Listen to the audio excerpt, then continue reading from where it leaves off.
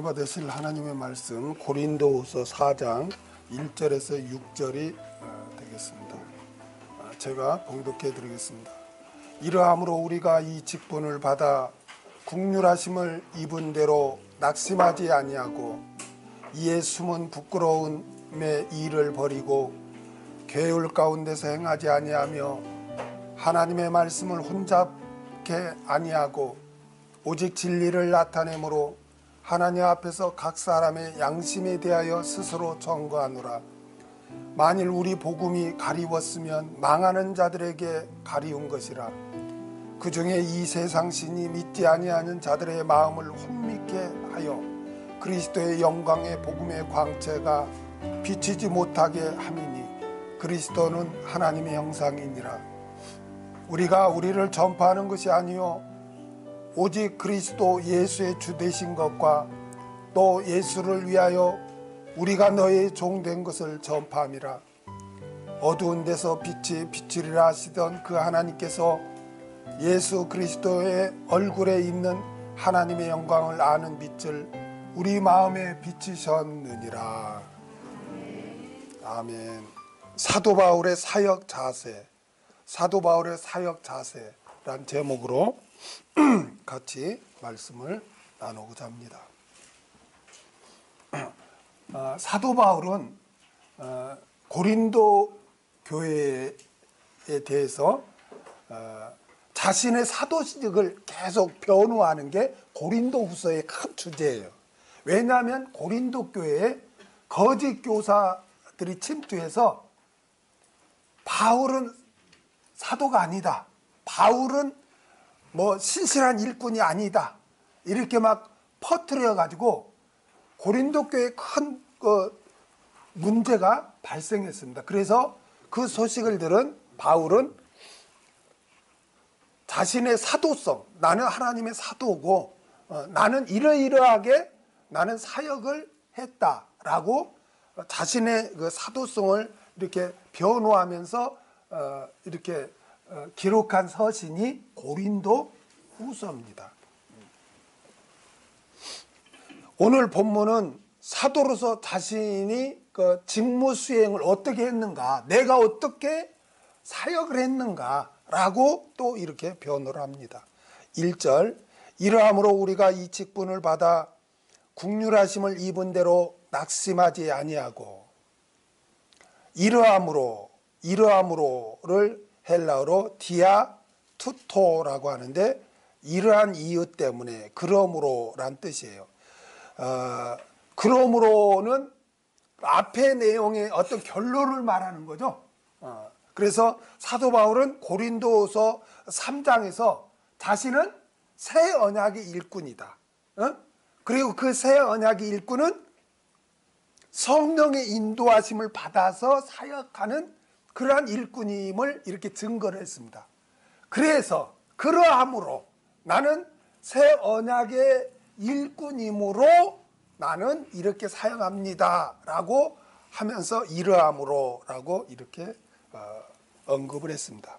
그 다음에 우리가 이 직분을 받아 국률하심을 입은 대로, 우리 개역성경은 좀 애매하게 이렇게 번역이 됐거든요.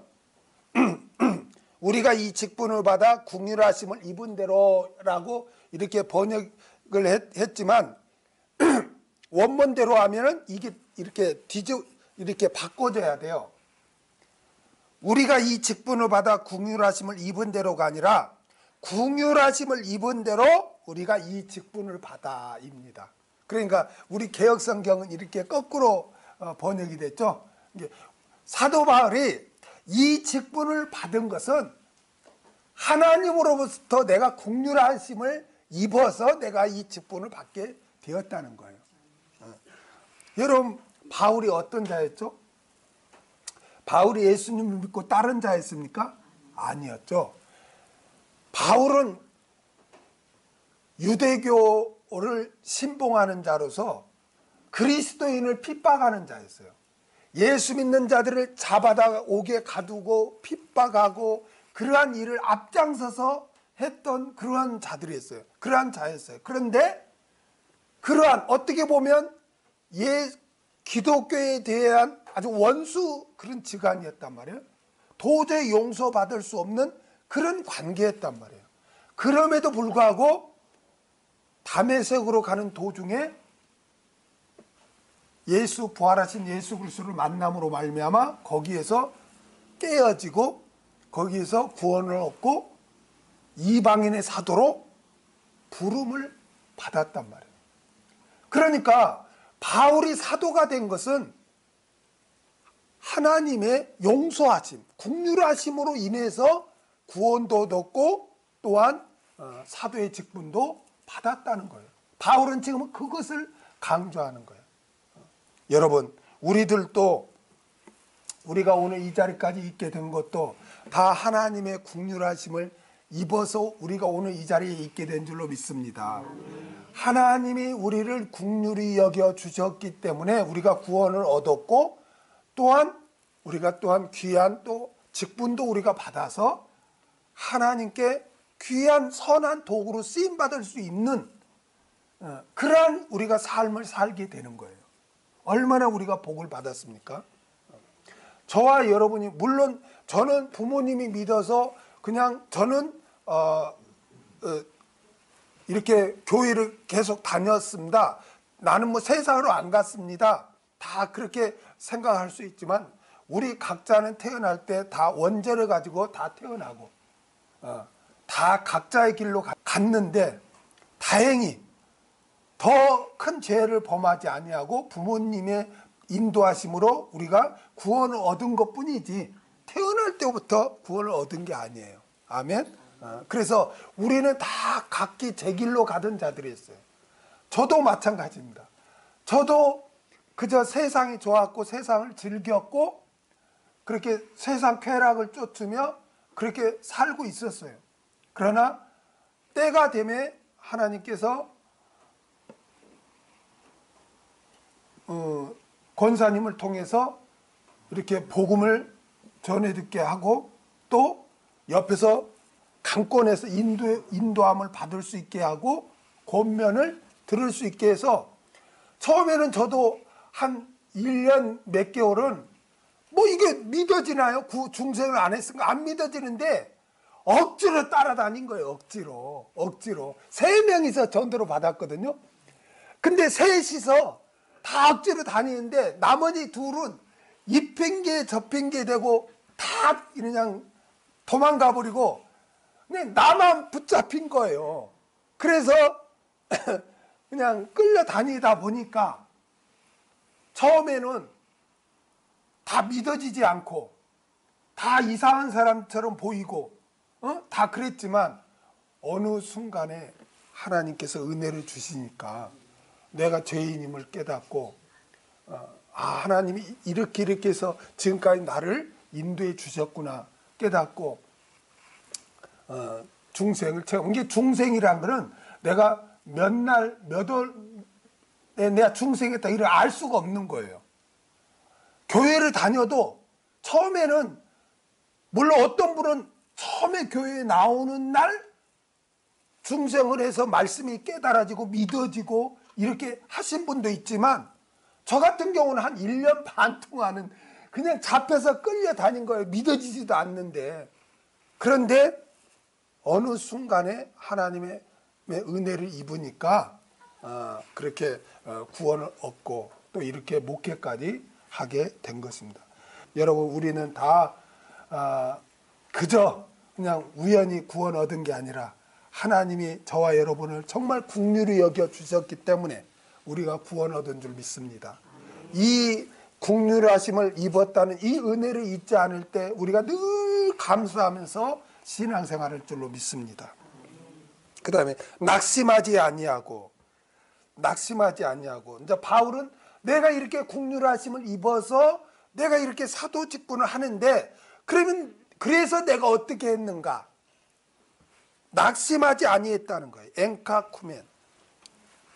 이 엔카쿠멘이라는 이 단어는 악에게 굴복하지 않다. 그 다음에 포기하다. 열정을 잃지 않다. 라는 그런 뜻이 있어요. 바울은 하나님의 국률하심을 입어 사도직을 자기가 받았기 때문에 자신은 어떤 악 앞에서, 어떤 불의 앞에서 타협하거나 거기에 굴복하지 아니했다는 거예요. 그리고 주의 사역을 하다가 굶주리고 힘들어도 자기는 포기하지 아니했다는 거예요. 그리고 주의 사역을 할 때 처음에 얼마나 그 사도로 부름 받았을 때 그 열정이 있겠어요. 첫사랑이 있겠어요. 그 열정, 첫사랑을 잃지 아니하고 사역을 했다고 지금 바울은 고백하고 있습니다. 여러분, 우리 그리스도인들은 이 마음의 자세를 가져야 돼요. 내가 사업을 하든 뭐 직장 생활을 하든 아니면 가정 생활을 하든 뭘 하든 우리는 낙심하지 아니해야 된다는 거예요. 사업하는 사람이 그냥 막 불이 이렇게 하면 뭐 한다 막 불법적인 거에 그렇게 타협해 버리면 잘 나가다도 어느 순간에 망하는 거예요. 무너지는 거예요. 그러니까 절대 우리 그리스도인들은 사업을 해도 세상 사람과 구별되게 해야 돼요. 그래서 불의에 굴복해서는 안 돼요. 그리고 어렵다고 힘들다고 쉽게 포기해서도 안 되고 또 열정을 잃어서도 안 돼요. 세상 일도 마찬가지예요. 뭐든지 여러분 열정이 있어야 되는 거예요. 열정이. 회사원도 열정을 가지고 하고 가정생활도 열정을 가지고 해야 돼요. 열정을 가지고. 자기의 부모면 부모로서의 열정, 자녀는 자녀로서의 열정, 열정을 가지고 해야 돼요. 첫사랑을 잃어버려서는 안 되는 거예요. 처음 결혼할 때 당신만을 사랑해, 뭐 당신 뭐 물도 안 묻히게 할 거야, 뭐 할 거야 이렇게 하는데 그러한 첫사랑이 식어지면 안 된다는 거예요. 세상 일도 어떤 악에 굴복하거나 또 어렵다고 포기하거나 열정이 식어지면 그 사람은 세상에서 성공할 수가 없어요. 세상 일도 마찬가지. 세상 일도 열정이 있어야 돼, 여러분. 열정이 있는 사람은요, 어떤 어려움 앞에서도 낙심하지 않고 결국 이깁니다. 가정생활도 에이 될 대로 되라 뭐 어떻게 되겠지 절대 그러면 안 되는 거예요. 그 어려움 가운데서도 인내하고 열정을 가지고 이겨내 가야 하나님이 도와주는 거예요. 여러분 성경 말고 세상에도 그러한 법칙 있잖아요. 하늘은 스스로 돕는 자를 돕는다. 그거는요 이치예요. 자연의 이치예요. 마찬가지예요. 내가 그냥 부정적이고 원망 불평하고 그냥 내가 좀 자포자기 해버리고 아무 열정도 없이 그냥 그렇게 막 허무주의에 빠지고 이러는데 어떻게 이 험악한 세상에서 내 가정을 지키고 내 사업장을 지키고 어떻게 우리가 살아갈 수 있습니까? 어떤 불의 앞에서도 타협하지 않고 어떤 어려움이 와도 포기하지 않고 처음 그 첫사랑 그 열정을 식지 않고 있으면 다 지나가게 돼 있어요. 어려움도. 아멘. 세상 일도 마찬가지인데 여러분 우리의 신앙생활은 어떻겠습니까? 우리의 신앙생활 하나님을 위한 특히 또 봉사 이러한 것도 우리가 열정 첫사랑을 잃어버리면 안 된다는 거예요. 우리가 첫사랑을 잃어버리면 하나님이 실망해요. 그래서 우리 요한계시록을 보면 네 첫사랑이 어디 있냐 첫사랑이 식었다고 그러잖아요. 에베소 교회를 책망할 때 여러분 우리가 처음 예수 믿을 때 그 하나님의 은혜에 대한 감격하는 것 또 직분 받아서 교회를 위해서 봉사할 때 그 감격 이런 것을 내가 뭐 5년 했으니까 10년 했으니까 이제 됐다 뭐 이러한 것은 하나님이 기뻐하지 않는 거예요. 아멘. 그래서 바울은 자신은 사도 직분을 받고 나 지금까지 낙심하지 아니했다는 거예요. 자신은. 불의 앞에 굴복하지 않고 어려움이 와도 포기하지 않고 또한 열정, 첫사랑을 잃지 않았다는 거예요. 우리는 이와 같은 사도 바울의 모습을 우리는 본받아야 할 줄로 믿습니다.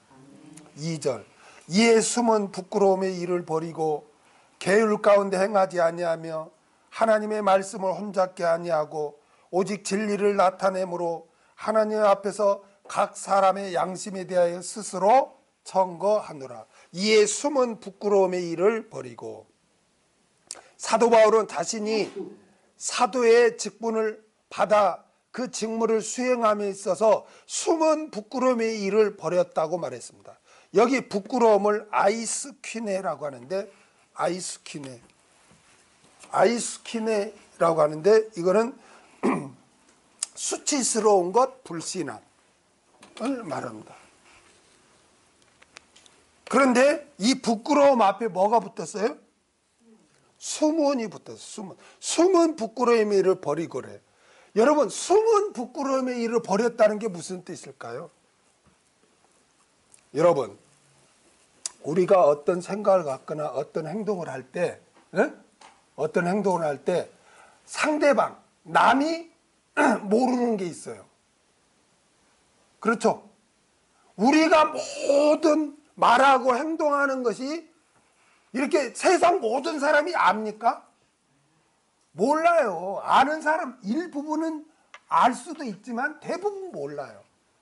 그래서 바울은 숨은 부끄러움의 일이라고 이렇게 고백했어요. 바울은 나는 숨은 부끄러움의 일을 나는 철저히 버리면서 나는 사도직을 지금 감당하고 있다고 지금 고백하고 있는 거예요. 여러분, 우리가 꼭 기억해야 될 게 있어요. 그건 뭐냐면은 우리 하나님은 공의의 하나님입니다. 제가 목회 경험을 하면서 많은 것을 체험하고 경험한 게 뭐냐면은 남이 모르는 일을, 그런 불신앙, 그러한 어떤 죄, 그런 수치스러운 것을 계속 하잖아요. 계속하면 하나님은 어느 순간 어떤 사건을 통해서 그거를 확 들춰내버려요. 저분이 저랬어? 막 이렇게.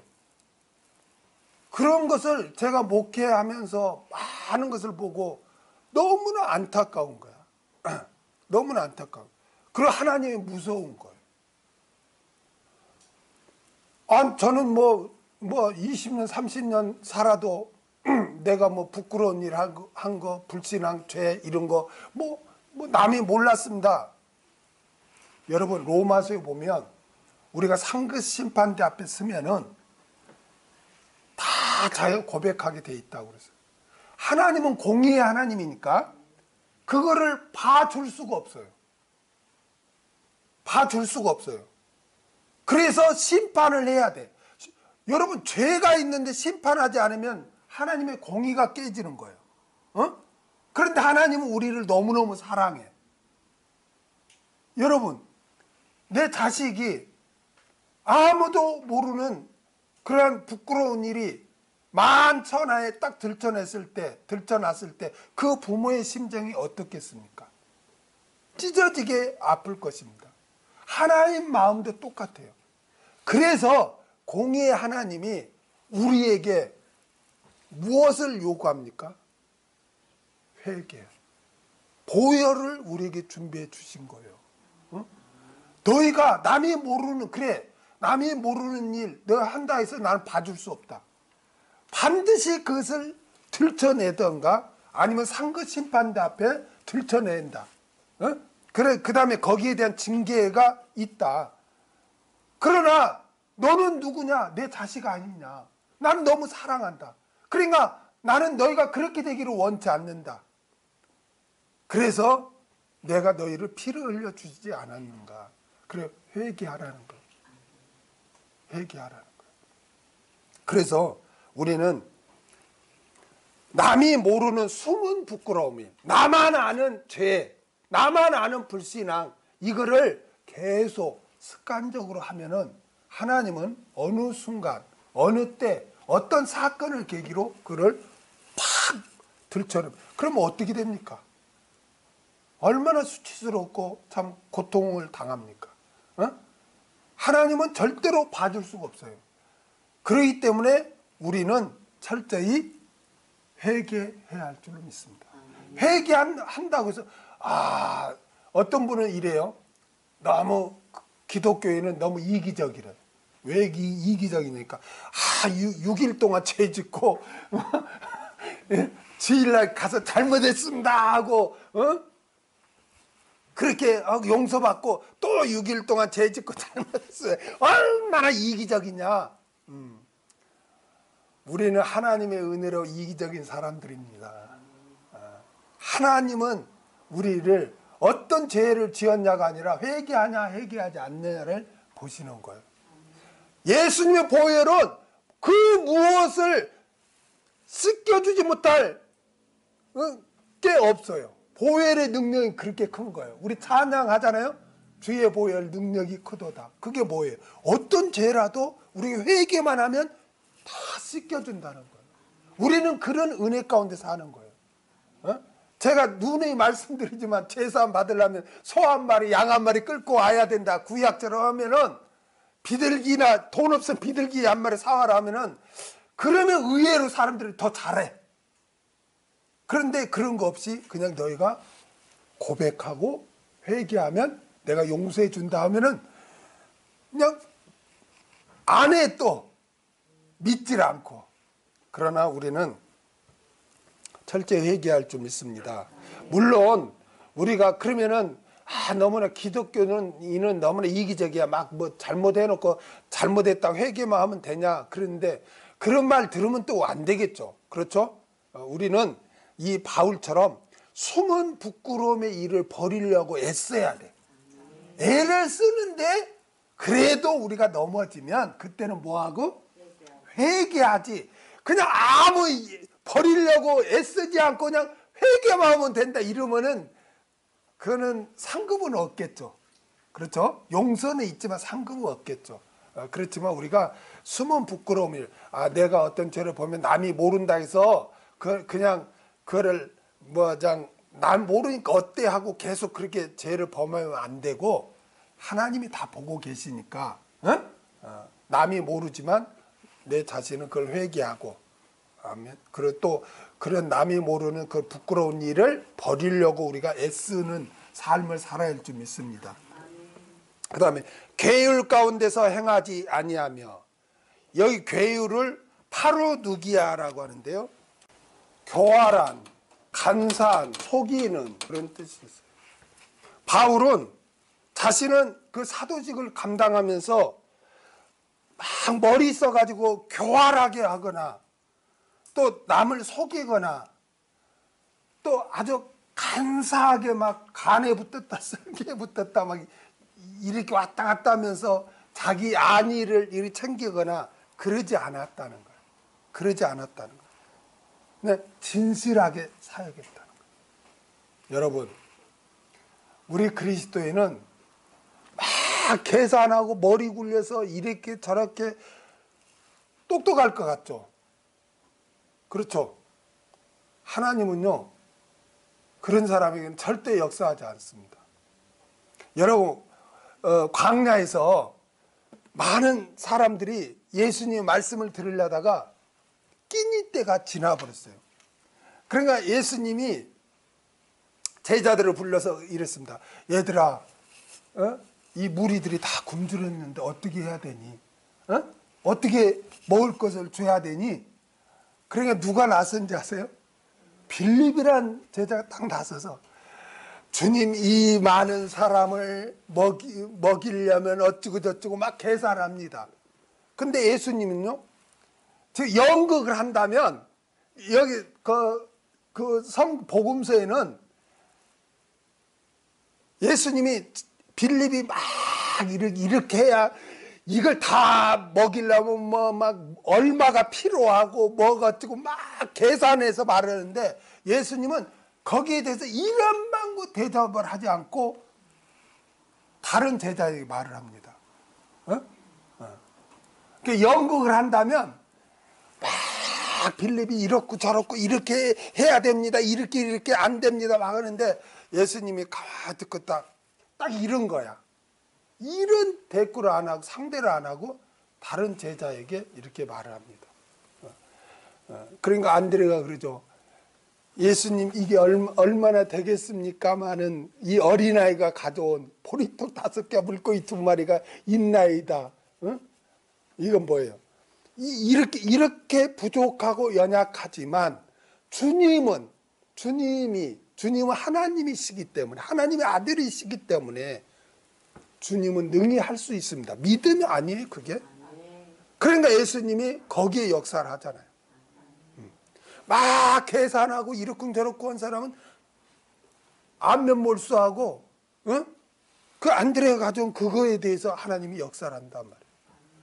그런 거는 정말 여러분, 이 보리떡 5개 물고기 2마리는 뭐냐면 그게 그 물고기가 아사론이에요. 그게 뭐냐면은 설명하면 긴데 어부들이 이렇게 고기를 잡잖아요. 그래 해변가에 이렇게 해변에서 큰 고기 시장에 팔 거 고르고 조그만 고기는 다시 풀어주고 중간 거 있죠. 팔기도 뭐하고 그런 거는요 해변에 쭉 깔아놔요. 왜 깔아놓는가? 고아나 가부나 일이 없는 사람들이 그걸 주워다가 먹게끔 그렇게 하는 거예요. 그게 그러니까 거기서 말하면 그 물고기란 거는 정말 보잘것없는 힘이 없는 자가 먹는 음식이에요. 그러니까 그 보잘것없는 거지만 주님은 하나님의 아들이십니다. 라고 할 때 그곳에 여러분 어찌 감히 수만 명이 있는데 보리떡 5개 물고기 2마리가 뭘 어쩌자는 거예요.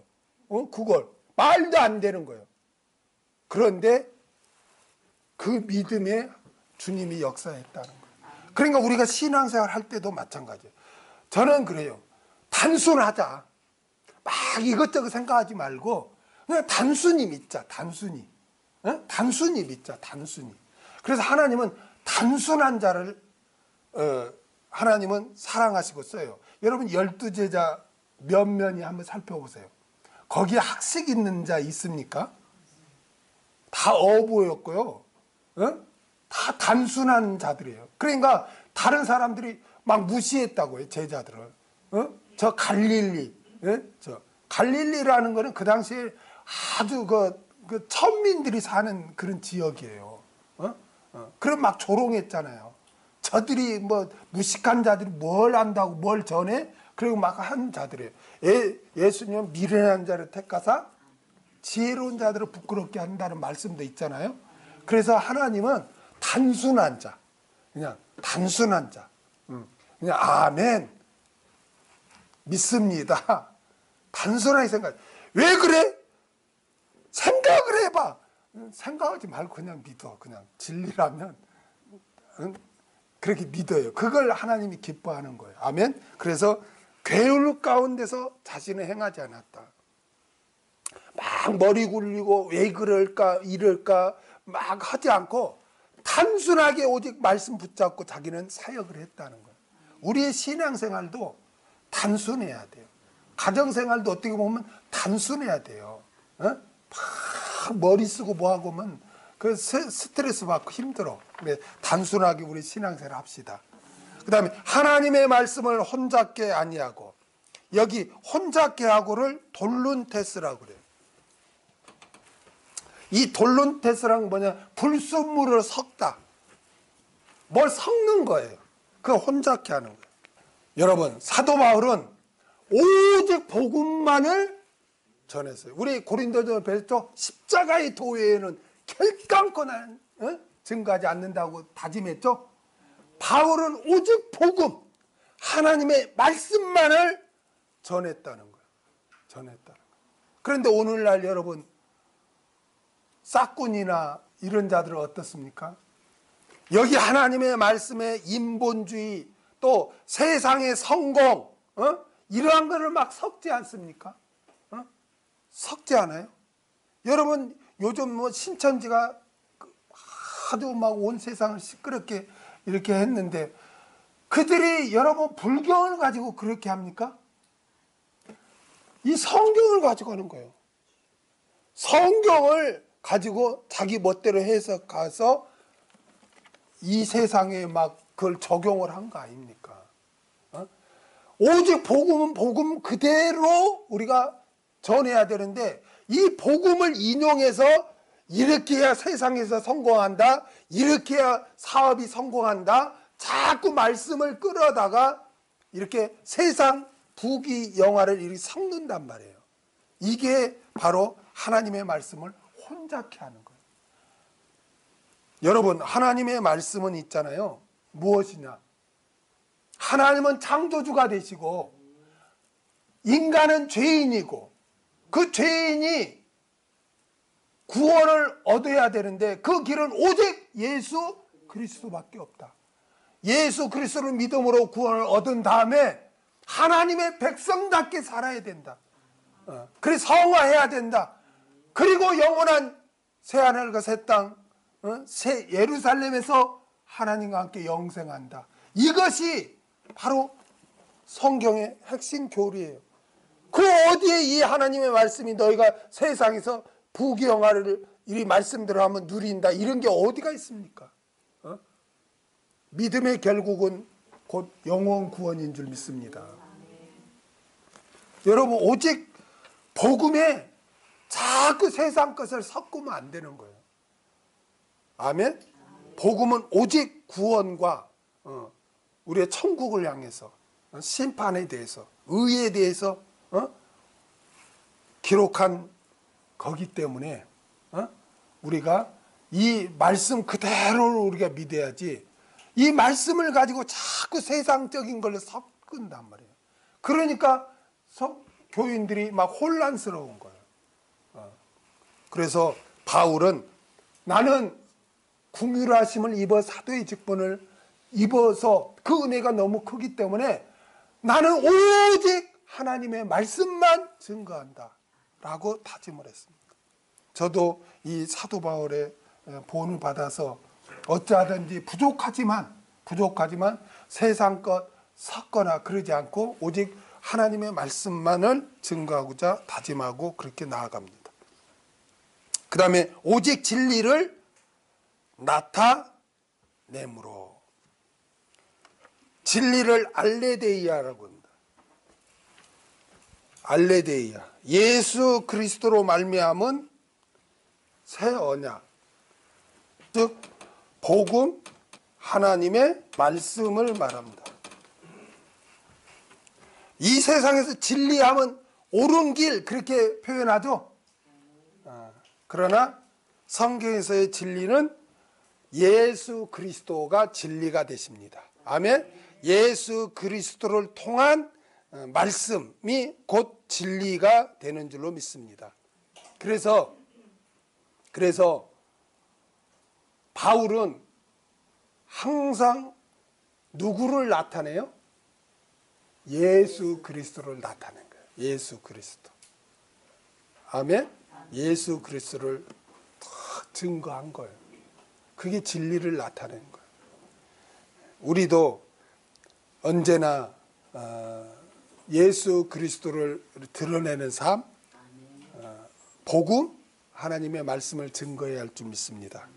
그다음 하나님 앞에서 각 사람의 양심에 대하여 스스로 청거하노라. 사도 바울은 자신이 하나님 앞에서 언급한 자신의 직분을 감당하면서 숨은 부끄러움의 일을 버리고 계율 가운데서 행하지 아니하고 하나님의 말씀을 혼잡게 아니하고 오직 진리만을 나타냈는데, 이것은 하나님 앞에서와 각 사람의 양심에 대하여 스스로 청거한다고 담대히 말합니다. 여러분, 바울은 내가 이렇게 사역을 했다, 그거는 내가 하나님 앞에서 내가 지금 증거한다, 이 말은 뭐예요? 나는 하나님 면전의식 앞에서 난 지금까지 이렇게 사역을 해왔다. 하나님이 다 보고 계셨다. 그래, 하나님이 다 안다. 그리고 각 사람이 양심이 대하여서, 양심 있는 사람은 다 알 거다, 내가 어떻게 사역했는지. 선한 양심이 있는 사람이라면, 즉 선한 양심을 따라 하나님을 섬기는 사람이라면, 내가 지금까지 이렇게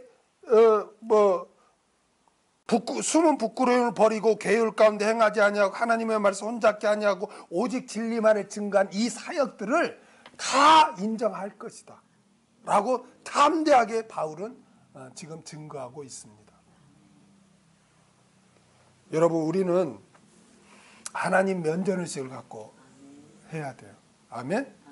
하나님 면전의식을 갖고 또 자신의 양심을 걸고 우리가 삶을 살아가야 돼요.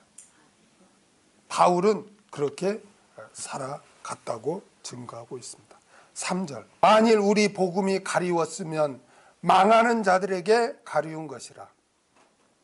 바울이 자신이 그렇게 숨은 부끄러움을 버리고 계율 가운데서 행하지 아니하고 하나님의 말씀을 혼잡게 아니하고 오직 진리만을 전했는데, 그럼에도 불구하고 바울이 전한 복음이 어떤 사람에게 가리워졌다면, 어떤 사람에게 가려졌다면, 즉 어떤 사람에게 그 복음이 받아들여지지 아니했다면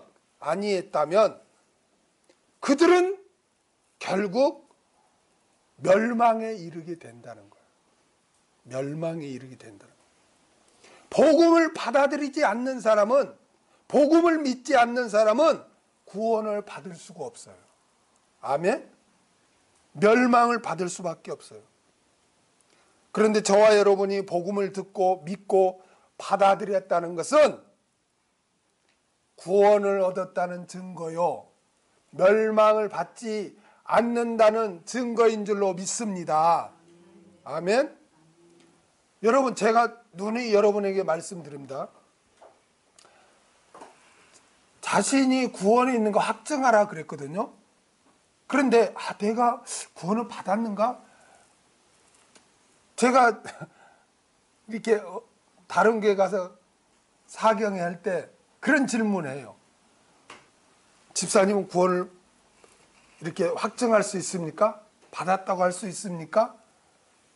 권사님은 구원을 받았다고 할 수 있습니까? 솔직하게, 남 의식하지 말고 그렇게. 잘 모르겠는데요. 죽어봐야 알겠는데요. 자신이 구원을 받았는가 못 받았는가 그런 확증도 없이 그럼 뚱구름 잡듯이 교회로 왔다 갔다 하고 신앙생활을 하고 있는 거예요. 그런 거 보면은 너무나 안타까운 거예요. 너무나 안타까워. 여러분, 무엇으로 내가 구원을 얻었는가, 구원을 얻지 못했는가를 알 수 있습니까? 응? 예? 하나님이 전해진 그 말씀을 내가 믿어지고 받아들이는 거예요. 받아들이는 거예요. 그래서 성경에 보면요, 구원을 이렇게 말할 때, 구원의 확증 부분을 말할 때 꼭 뭐가 등장하냐면 말씀이 등장해요. 예를 들면 예수님이 비유를 들죠. 모래에 지은 집과 반석 위에 지은 집을 비유를 들죠. 그러면서 말씀을 듣고 지키는 자는 반석 위에 신앙의 집을 지은 자로서 비바람에 몰아쳐 무너지지 않는다 그러죠. 그 구원의 보증을 말할 때는 꼭 뭐가 들어가요? 말씀이 들어가요. 말씀. 아멘? 여러분, 제가 그냥 세상 것 섞어가지고 막 이 세상에 부자되다 이런 거 증거하지 않는 거 여러분 아시죠? 그렇다면 제가 증거하는 이 복음의 말씀을 여러분 믿습니까? 받아들여집니까? 그럼 여러분은 구원의 확증이 있는 거예요. 아멘? 구원의 확증은, 여러분, 내가 구원을 받지 못한 사람은요, 하나님의 말씀이 믿어지지 않아요. 믿어지지 않아요. 그러나 구원을 얻은 자는 그 하나님의 말씀이 믿어지고, 그게 나의 모든 신앙의 주춧돌이 되는 거예요. 아멘? 그래서 바울이 그 말을 하는 거예요. 내가 사역을 했는데 오직 진리만을 증거하고 오직 내가 하나님의 말씀 혼잡게 아니하고 내가 이렇게 증거를 했는데 그럼에도 불구하고 우리의 복음이 만일 가리워졌다면, 너에게 받아들이지 않았다면, 너희가 믿어지지 않았다면 그거는 망하는 자들이다 라고 담대히 증거하고 있는 것입니다. 이 말은 뭐예요? 나는 오직 하나님 앞에서 진리만을 증거했다. 이러한 말씀을 너희가 받아들이지 않는다? 불신한다? 그럼 너에게 구원이 없다는 거예요. 바울은 그와 같이 자신의 사역을 담대하게 지금 증거했던 것입니다. 4절, 그중에 이 세상 신이 믿지 아니한 자들의 마음을 혼잡케 하여 그리스도의 영광의 복음의 광채가 비치지 못하게 함이니 그리스도는 하나님의 형상이니라. 그중에 이 세상 신이 믿지 아니한 자들의 마음을 혼미케 하여 그리스도의 영광의 복음의 광채가 비치지 못하게 함이니, 여러분, 멸망으로 가는 자들이 복음의 진리를 깨닫지 못하고 믿지 못하는 이유가 뭔지 아십니까? 그들이 자존심이 세서 그런 게 아니에요. 오늘 본문에 보니까 이 세상 신이 그들의 마음을 혼미케 하기 때문이라는 거예요. 이 세상 신은 누굽니까? 사탄, 마귀를 가리켜요. 여러분, 원래 왜 마귀를 이 세상 신이라고 합니까? 여러분, 이 세상은 하나님이 창조해서 누구에게 주었어요? 아담과 하와에게 주었어요. 정복하고 다스리고 충만하라 그랬어요. 그런데 이 아담이 어떻게 했어요? 죄를 범했어요. 요한일서 3장 8절에 보면 죄를 짓는 자는 누구에게 속하나니? 마귀에게 속하나니 그래요. 그래서 아담과 하와가, 인류가 마귀의 종이 되었고, 그 가진 이 세상도 다 누구 거가 돼요? 마귀 거가 되는 거예요. 그래서 마귀가 주인 행세를 하는 거예요. 그래서 예수님이 있잖아요. 딱 오시니까 거라사 귀신 있죠. 거라사 그 귀신 들린 자가 예수님이 딱 와서 오니까 뭐라 그런지 아십니까? 왜 때가 이르기 전에 나를 괴롭게 하나이까? 그래. 왜 때가 이르기 전에 와서 나를 괴롭게 합니까?가 뭔 말이에요? 이 말세까지는 자신이 주인이다 이거예요. 그런데 왜 와서 나를 이렇게 쫓아내고 괴롭게 하냐는 거예요. 이때는 내 건데. 에? 그래서 지금 이 세상은 마귀가 공중 권세 잡고 여러분 불신자들에게 지금 역사하고 있어요. 여러분, 예수를 믿지 않는 자는요, 예수를 믿는 자와 믿지 않는 자의 차이가 뭔지 아십니까? 여러분, 그걸 꼭 영적으로 기억하세요. 내 부모든 내 자식이든 내 형제든 누구든 예수를 믿지 않는 자와 믿는 자의 차이가 뭔지 아십니까? 에베소서 2장 2절을 보세요. 그때 너희가 그 가운데서 행하여 이 세상 풍족을 쫓고 공중의 권세 잡은 자를 따랐으니 곧 지금 불순종의 아들들 가운데서 역사하는 영이라. 이 사탄, 마귀가 누구에게 지금 역사하고 있다? 누구에게 주인 행세를 하고 있다? 불순종, 예수를 믿지 않는 자들에게 주인 행세를 하고 있다는 거예요. 우리에게는 어떤 영이 있어요? 성령이 있죠? 그렇죠? 여러분, 달라요. 그래서 여러분, 들어보세요. 그래서 우리가 누구 영혼 구원을 위할 때 중보기도를 해줘야 되는 거예요. 왜냐하면 그 영혼에는 아무리 순수하고 착해도 누가 주인 행세를 하고 있어? 마귀, 사탄이 주인 행세를 하고 있어. 그러니까 그걸 대적해 줘야 돼. 그 본인이 대적할 수 있습니까? 아니, 자기가 종인데 어떻게 대적해? 종이 아닌 사람이 대적할 수 있지. 그래서 우리에게 그건 권세를 주셨잖아요. 그래서 항상 우리가 중보기도를 해야 되는 거예요. 가족 가운데서 예수를 믿지 않는 자가 있으면 항상 그 영혼을 위해서 중보기도 해주세요.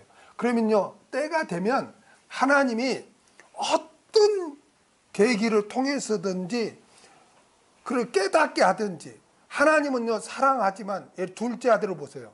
사랑하지만 때로는 그렇게 방탕하게끔 너 한번 세상 겪어봐라, 고통 당해봐라, 응? 세상이 어떤지 한번 해봐라. 허락하는 거예요. 하나님의 아버지가 능력이 없어서 못 막았을까요? 아니에요. 다 때가 있어요. 다 때가 있어요. 그러니까 그 때를 우리가 알 수 없잖아요. 그래서 우리가 늘 중보기도 하고 있으면 어떤 결정적인 때가 되면 하나님께서 구원의 역사를 베푸는 거예요. 때가 있다니까. 그러니까 1년, 2년 안 됐다고 포기해서는 안 돼요. 성경에 보면요. 아브라함은 40년, 뭐 다 몇십 년이에요. 모세도 40년이야. 에? 그러니까 우리는 포기하지 말고 중보기도 합시다. 왜냐하면 딱 명심해. 우리에게는 성령이 역사하지만 예수를 믿지 않는 자에게는 불순종의 아들들 가운데는 마귀가 역사하고 있다. 주인 행세를 하고 있다. 그래서 우리는 그들을 물리치고 중보기도 해주고 그렇게 해야 돼요. 중보기도를 해주지 않는다. 그것만큼 무관심, 그것만큼 하나님이 볼 때 죄가 없어요. 그래서 구약에 보면 이렇게 어떤 사람이 이렇게 죽었다 이거야. 그러면은 그 핏값을 관계된 사람에게 찾겠대요. 그 핏값을. 너에게 그 영혼을 맡겼는데 너 뭐 했냐? 얼마나 무서운 말씀이에요? 그러니까 미국에 있고 뭐 우주 만리에 있는 모르는 사람 중보기도 하는 것보다 나와 관계를 맺고 내가 아는 영혼들은 하나님이 나한테 중보기도 하라고 그렇게 연결시켜주고 맡겨줬다는 걸 알고 그렇게 하세요. 여러분 그런 사람도 없으면 또 중보기도도 안 해. 그러니까 여러분 꼭 명심해요. 모든 게 좋은 게 아니라 하나님은 우리 각 영혼을 자주한 이 세상 훈련 장소로 삼았다는 거예요.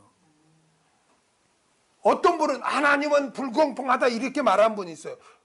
왜 그랬습니까? 하나님이 사랑이 있고 공평하다면 어떻게 과부가 있고 고아가 있고 어떻게 나그네가 있고 어떻게 그럽니까? 이렇게 말하는 사람이 있어요. 아니에요. 하나님은 다 훈련하기 위해서 너 뒤에 고아 있냐? 너 도와. 그러면 너 사랑의 훈련을 해. 그래 너 상급도 쌓지 않니?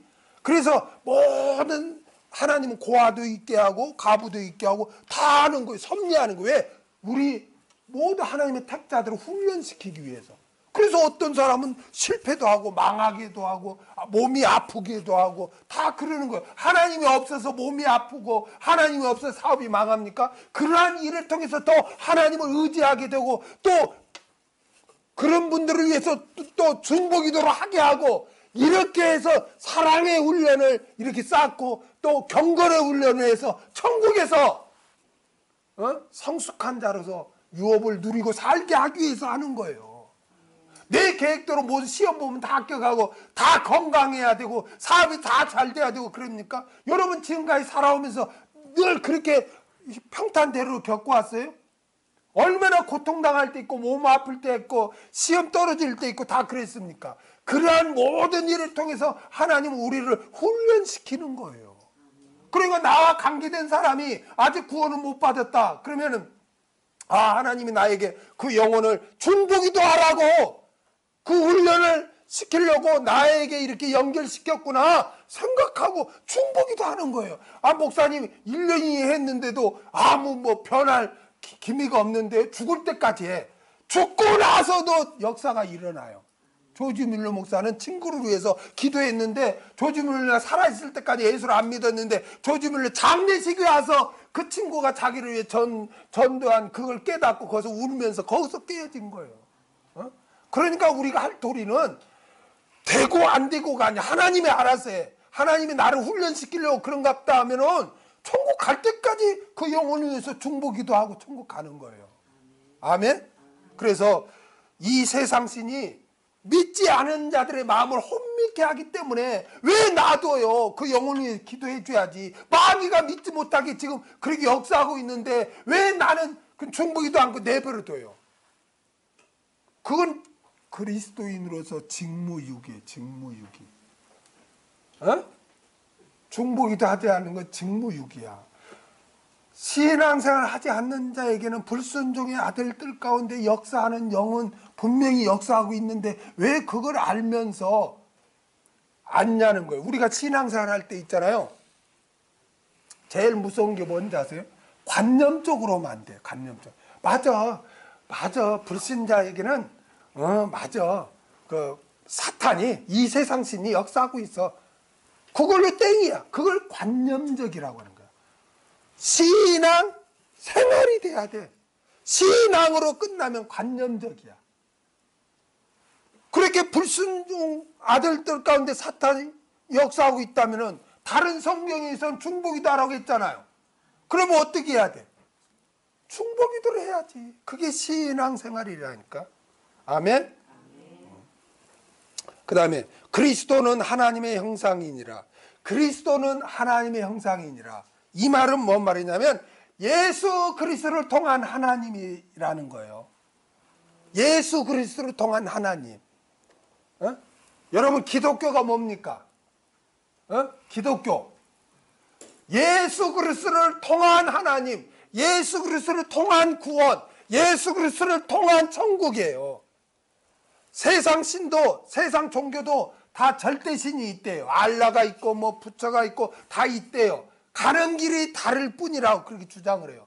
아니에요. 하나님은 오직 하나님에게는 예수 그리스도를 통하지 않고는 하나님께 올 수가 없어요. 기독교는 예수 그리스도를 통한 하나님이에요. 아멘. 그래서 예수님이 내가 곧 길이요 진리요 생명이라고 한 거예요. 나 외엔 구원을 얻을 만한 천하 인간에게 이름을 주지 않았다는 거예요. 할렐루야. 우리 기독교는 오직 예수 그리스도를 통해서 하나님 앞에 나아가는 줄 믿습니다. 이게 기독교예요. 기독교. 그러니까 세상 종교연합이 될 수 있어요 없어요? 종교연합은 마음이 넓다 다 그런데 오직 예수 아이고 저 독단적이고 편협주의적이고 아이고 저래 가지고 무슨 여러분 어떻게 진리가 비진리와 짝할 수 있어요? 여러분 정부에서도 가짜 돈이 어디 한다 하면 기업부 다 추적을 해 사전에 절대로 방치하지 않아요. 방치하면 다 무너지니까. 그렇죠? 어떻게 가짜 돈이 가짜 돈이 있을 수 있지. 그럼 말이 안 되는 거예요. 있으면 안 되는 거예요.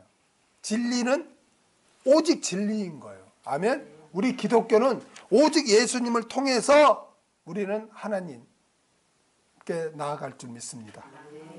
그 다음에 5절 우리가 우리를 전파하는 것이 아니라 오직 그리스도 예수의 주되신 것과 또 예수를 위하여 우리가 너희의 종된 것을 전파함이니라. 바울이 지금 자신의 사도직을 증거하는 거예요.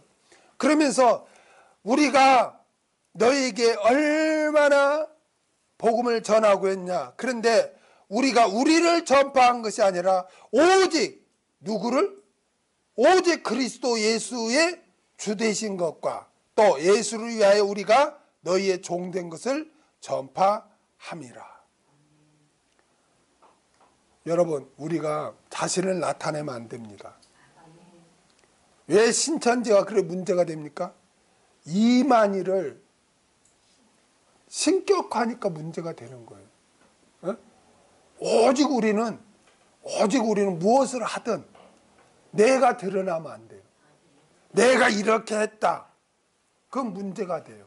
내가 그렇게 했을지라도 누구만 드러내야 돼? 예수 그리스도 하나님만 드러나야 돼. 아멘.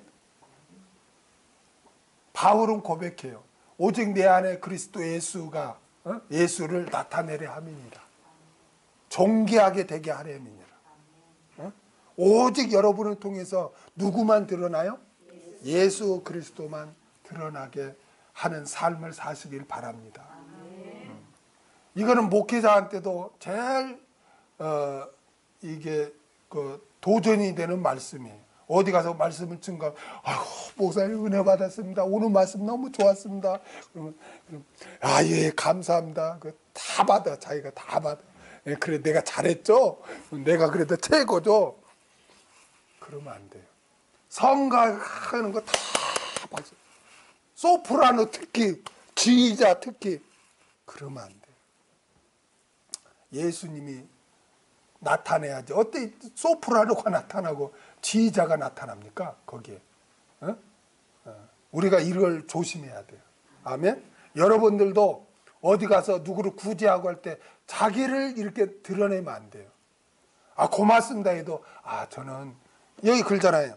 예수를 위하여 우리가 너희 뭐가 됐다? 종이다, 종. 나는 예수를 믿는 자로서 나는 종입니다. 종입니다. 그래서 주님이 시키는 대로 내가 한 거예요. 하나님, 내가 기도해 보니까 하나님이 당신을 도우라고 이렇게 해서 저는 그냥 하나님의 종으로서 이렇게 하는 거지 내가 하는 게 아닙니다. 이렇게 해야지.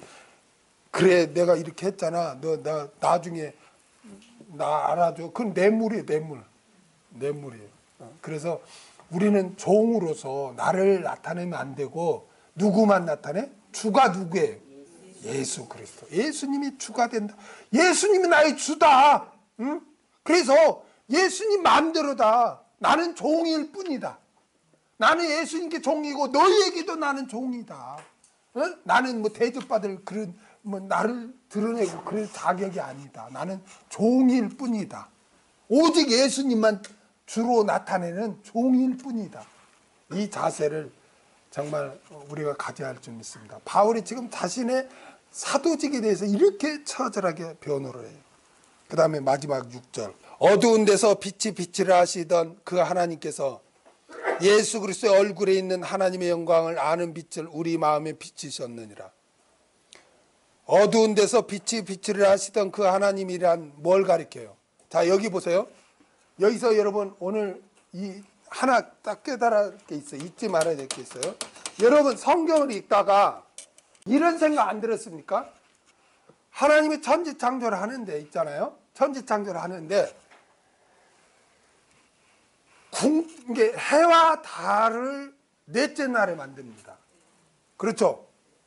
해와 달을 넷째 날에 만들어. 그래, 해와 달이 있다는 것은 빛이 있다는 거예요. 그렇죠? 광명을 주야로 나눈다고 했잖아요. 근데 넷째 날이에요. 그런데 빛이 그 전에 나타나죠. 창세기 1장 가보세요. 1장 3절에 보면 하나님이 가라사대 빛이 있으라 하심에 빛이 있었고 그러죠. 근데 빛이 1장 3절에 나오죠. 그렇죠. 그런데 14절에 보면 넷째 날에 하나님이 가라사대 하늘의 궁창에 광명이 있어 주야를 나누게 하라. 그러니까 빛이 있으면 낮이 있고 빛이 없으면 밤이죠. 그 광명으로 하여 징조와 사시와 일자와 연한을 이루라 그러죠. 자, 들어보세요. 분명히 넷째 날에 해와 달을 만들었는데 그런데 셋째 날에 빛이 있죠. 그렇죠. 그러면 이 앞에 빛이 있으라는 그 빛은 뭐고 뒤에 광명 해와 달에 있는 그 빛은 뭘까요? 그러니까 많은 사람이 막 신학적으로 꾸며내는 거야. 그 빛은 1장 3절의 그 빛은 근원적인 빛이고 이 빛은 지금 보이는 빛이다. 막 그렇게 그럴싸한 것 같죠. 여러분은 어떻게 생각해요? 그 빛이 뭘까요? 제가 성경 해석을 할 때 구약과 신약을 해서 구약을 해석할 때는 어디 입장에서 봐라? 신약에서 이렇게 보고 신약을 해석할 때는 어디에 도움을 받아라? 구약의 도움을 받아야 올바른 해석이 된다고 해요. 여기에서 구약 자체에서 이걸 해석하려면 해석이 안 돼요. 설명이 없으니까. 그러면 이걸 알려면 신약을 봐야 돼. 신약에서 뭐라고 하는가? 신약에서 예수님이 와서 자신을 뭐라고 그래? 나는 빛이다. 빛이 세상에 왔다 그러죠? 그리고 결정적으로 오늘 본문 말씀이야. 고린도서 4장 6절에 보세요. 어두운 데서 빛이 빛이라 하시던 그 하나님께서 이게 뭐 어디를 가리켜? 어디를 가리켜? 자, 저러보세요. 1장 2절에 창세기 1장 2절에 보면 흑암이 기품이 있죠. 그 어두운 가운데서 하나님이 가라사대 뭐라고 그래?